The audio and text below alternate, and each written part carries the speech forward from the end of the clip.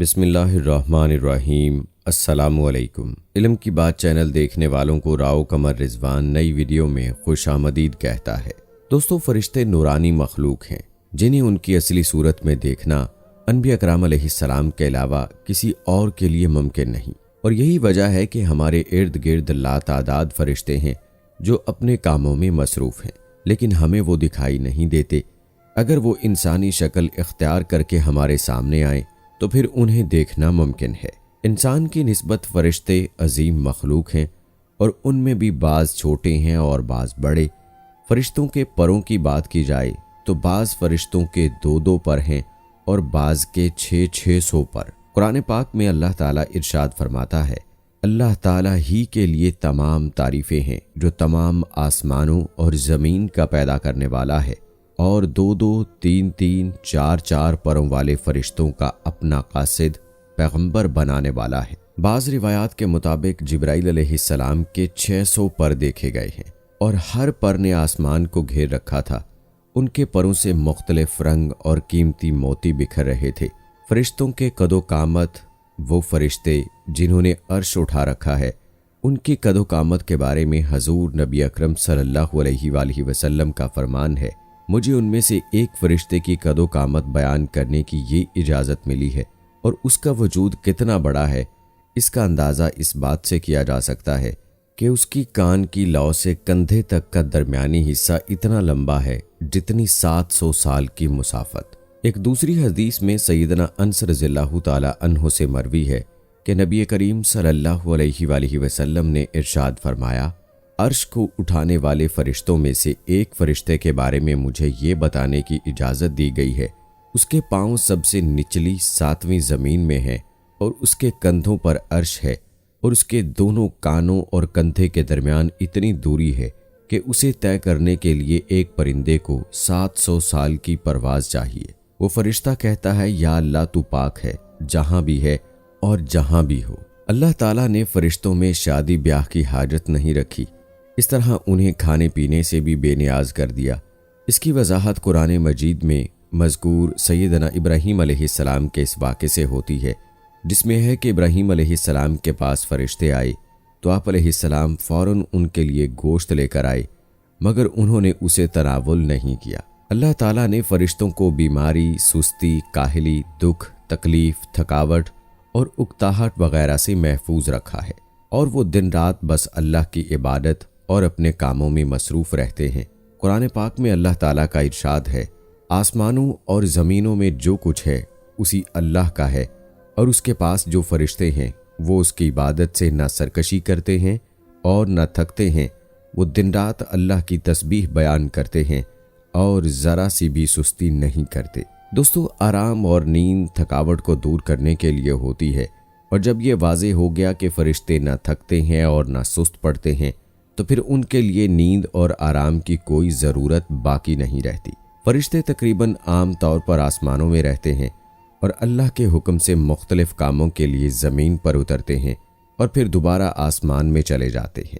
قرآن پاک میں ایک اور مقام پر خود فرشتوں کی یہ بات مذکور ہے، ہم تیرے رب کے حکم کے بغیر نہیں اترتے۔ دوستو، فرشتوں کی تعداد کتنی ہے اس کے بارے میں کوئی تفصیل نہیں ملتی، کیونکہ اللہ تعالیٰ کا فرمان ہے، تیرے رب کے لشکروں کو اس کے سوا اور کوئی نہیں جانتا۔ بعض احادیث سے معلوم ہوتا ہے کہ فرشتوں کی تعداد بہت زیادہ ہے، بلکہ اندازہ ہوتا ہے کہ انسانوں اور جنوں سے بھی ان کی تعداد زیادہ ہے۔ سیدنا ابو ذر رضی اللہ تعالی عنہ سے مروی ہے کہ رسول اللہ صلی اللہ علیہ وآلہ وسلم نے فرمایا، آسمانوں میں کہیں 4 انگلیاں جگہ بھی ایسی نہیں جہاں کوئی نہ کوئی فرشتہ سجدہ ریز نہ ہو۔ سیدنا عبداللہ بن مسعود رضی اللہ تعالی عنہ سے مروی ہے کہ رسول اللہ صلی اللہ علیہ وآلہ وسلم نے فرمایا، قیامت کے روز جہنم کو اس حال میں لایا جائے گا کہ اس کی 70 لگامیں ہوں گی، اور ہر لگام کے ساتھ 70,000 فرشتے ہوں گے جو اسے کھینچ کر لا رہے ہوں گے۔ فرشتوں کی ایک اہم خاصیت یہ بھی ہے کہ وہ اللہ کے حکم سے اپنی شکل و صورت کے علاوہ دوسری صورت بھی اختیار کر سکتے ہیں۔ یہ صورت کسی ایسے انسان کی بھی ہو سکتی ہے جسے دیکھنے والے پہچان لیں۔ انسانوں کے علاوہ کوئی اور شکل و صورت اختیار کرنے کی طاقت فرشتوں کے پاس ہے یا نہیں، اس حوالے سے قرآن و حدیث میں کوئی ذکر نہیں ملتا۔ البتہ ان کے انسانی شکل اختیار کرنے کے واقعات ضرور ملتے ہیں، اور اسی سے اندازہ ہوتا ہے کہ فرشتے اللہ کے حکم سے دیگر شکلیں بھی اختیار کر سکتے ہیں۔ سیدنا ابراہیم علیہ السلام کے پاس فرشتے انسانی شکل میں آئے تو آپ علیہ السلام ان کو پہچان نہ پائے۔ پھر فرشتوں کے بتانے پر آپ علیہ السلام کو معلوم ہوا کہ یہ انسان نہیں بلکہ فرشتے ہیں۔ حضرت مریم علیہ السلام کے پاس جبرائیل علیہ السلام انسانی شکل میں تشریف لائے تھے، اور جبرائیل علیہ السلام سوائے 2 مرتبہ کے رسول اللہ صلی اللہ علیہ وآلہ وسلم کے پاس ہر مرتبہ انسانی شکل میں تشریف لائے تھے۔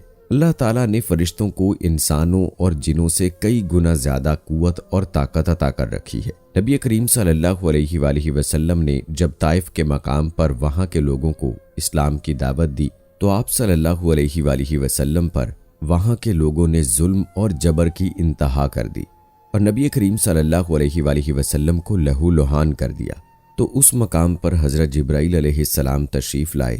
انہوں نے آواز دی اور کہا کہ اللہ تعالیٰ حضور صلی اللہ علیہ وآلہ وسلم کے بارے میں آپ کی قوم کی باتیں سن چکا ہے، جو انہوں نے آپ کے خلاف اقدام کیے ہیں وہ بھی اللہ تعالیٰ دیکھ چکا ہے۔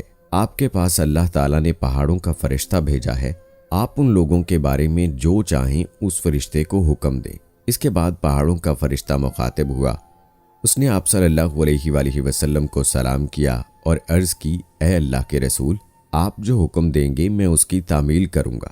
اگر آپ چاہیں تو میں دونوں پہاڑوں کو لا کر ان پر ملا دوں جن سے یہ پس جائیں۔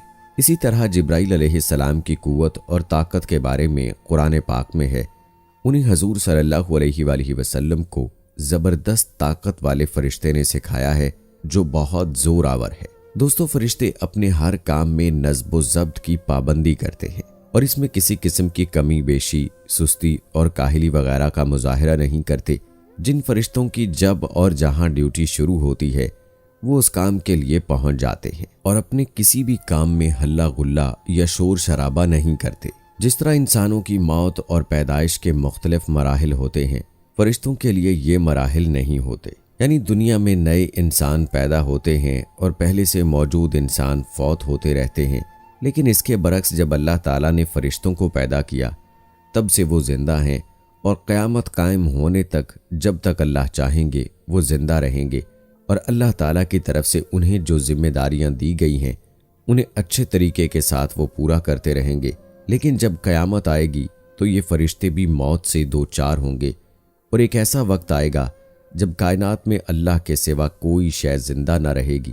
اسی صورتحال کو قرآن مجید میں اس طرح بیان کیا گیا، زمین پر جو ہیں سب فنا ہونے والے ہیں، صرف تیرے رب کی ذات جو عظمت اور عزت والی ہے وہی باقی رہنے والی ہے۔ مزید ایک اور جگہ فرمایا، ہر نفس کو موت کا ذائقہ چکھنا ہے، ہر نفس کو مرنا ہے۔ دوستو، ان آیات سے معلوم ہوا کہ یہ ساری کائنات تباہ ہوگی اور اللہ تعالیٰ کے علاوہ ہر روح موت سے دوچار ہوگی۔ اس کے بعد اللہ تعالیٰ سب سے پہلے اسرافیل علیہ السلام کو زندہ کریں گے اور انہیں حکم دیں گے کہ وہ سور پھونکیں، جس سے وہ ساری مخلوق جو مردہ تھی وہ زندہ ہو جائے گی، جیسا کہ اللہ تعالیٰ کا ارشاد ہے۔ پھر دوبارہ سور پھونکا جائے گا اور وہ سب کھڑے ہو کر دیکھنے لگ جائیں گے۔ اجماع امت سے یہ بات ثابت ہے کہ فرشتوں پر بھی اسی طرح موت اور فنا نے آنا ہے، جس طرح تمام دیگر مخلوقات پر موت آئے گی، اور اس بات پر قرآن و سنت کے بھی دلائل ہیں، جیسا کہ فرمان باری تعالیٰ ہے، اس ذات باری کے علاوہ ہر شے نے فنا ہونا ہے، جس میں فرشتے بھی شامل ہیں۔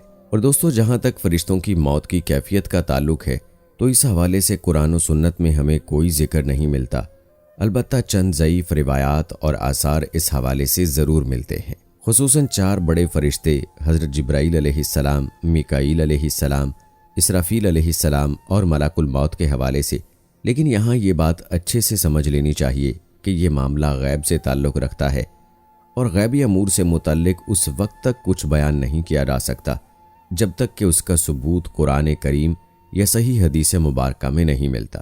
قرآن و سنت سے یہ بات سمجھ میں آتی ہے کہ تمام فرشتوں کی روح ملک الموت ہی قبض کریں گے، اور ملک الموت بغیر کسی فرشتے کے روح کے قبض کیے فوت کیے جائیں گے۔ امید کرتے ہیں دوستوں کہ ہماری آج کی یہ انفارمیٹیو ویڈیو آپ کو پسند آئی ہوگی۔ اس ویڈیو کے متعلق اپنی رائے کا اظہار کمنٹ باکس میں لازمی کیجیے گا۔ ملتے ہیں اگلی ویڈیو میں، تب تک کے لیے اللہ حافظ۔